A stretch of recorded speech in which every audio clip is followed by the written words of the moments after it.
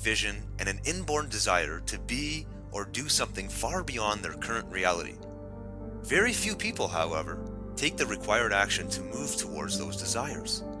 There are plenty of reasons why someone does not take action on a big idea, but it usually boils down to some sort of fear that ultimately stops them. Okay, so I'm not uncovering any groundbreaking information here.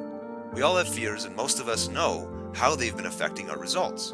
What I intend to bring your awareness to is a study conducted by UCLA psychologists in 2003. The study found that there are two key areas within the human brain that respond to the pain of rejection in the same way they respond to physical pain.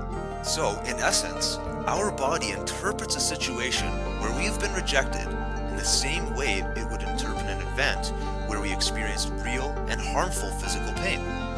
Taking it a step further, the mere anticipation of rejection would also create the same sensation of fear as the anticipation of physical harm.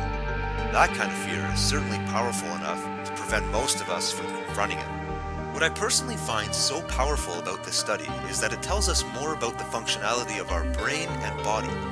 When we understand that our brain is sending out a false signal that may be preventing our success, we can now do something about it. We have the ability to consciously differentiate between a rejection scenario and a pain scenario. If we are facing a situation where we run the risk of being rejected, and we don't want to let the fear of rejection stop us, we can actually pause and take inventory of how we're physically responding. If we notice any fear creeping into our awareness, we can decide to proceed rather than retreat. Even though this may be uncomfortable at first, it can be developed into a tremendous success habit over time. With this new understanding of rejection pain, it opens up a brand new door for us to examine our lives, and more specifically, the goals we dream of achieving.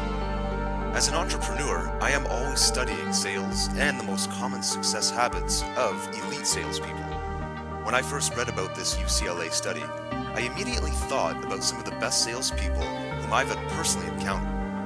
Every one of them, either consciously or unconsciously, separated rejection from pain. These top sellers would commonly say things like, "They are not rejecting me, they are rejecting the idea of my product or service." The important thing to note is that they did not just blindly say these words, they truly believed them. And it is the one key ingredient that allowed these sales reps to move from one rejection to another without losing energy or motivation.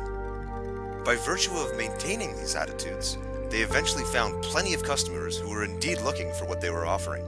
They overcame rejection pain, and it led to a beautiful result. I can personally relate to the power of rejection pain when it comes to selling.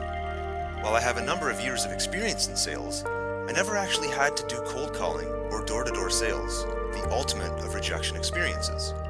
As part of a new project I recently became involved in, I was put in a position where I was forced to make cold calls in order to better understand the buying process of our prospective clients. Despite having logged thousands of hours doing live sales presentations and conference calls, nothing could have prepared me for the total discomfort of picking up the phone and cold calling a new lead. It was simply something I never really had to do in the past, and I could admit that I totally hated the feeling. In my efforts to work on myself to overcome this personal block, I was reminded of the UCLA study being cited in this article. Almost immediately, I felt as though a light had been turned on, and I was able to pinpoint the source of my problem. I had been literally processing my fear of phone rejection as a threat similar to physical harm, thus causing my inability to confidently make cold calls to customers. This was still happening despite the fact that I had 100% faith and confidence in my product. The truth was, I just didn't like being told no or being hung up on. There are so many occasions in life where we enter a situation in which we might be rejected.